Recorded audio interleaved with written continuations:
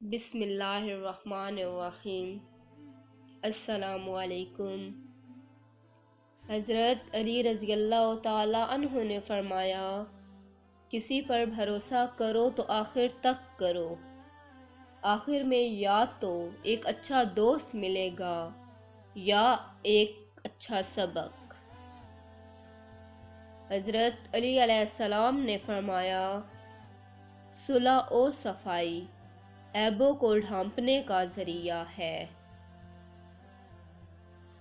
حضرت علی رضی اللہ تعالی عنہ نے فرمایا، اللہ تعالی نے عورتوں کا حسن چہروں میں اور مردوں کا حسن ان کی باتوں میں قرار دیا ہے۔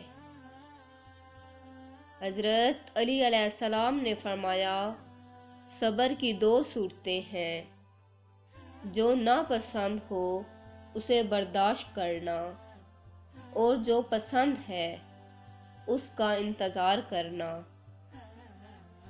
حضرت علی رضی اللہ تعالی عنہ نے فرمایا، انسان کی زینت بھی عجیب ہے، بیماری کے خوف سے کھانا تو چھوڑ سکتا ہے لیکن دوزخ کے خوف سے گناہ نہیں۔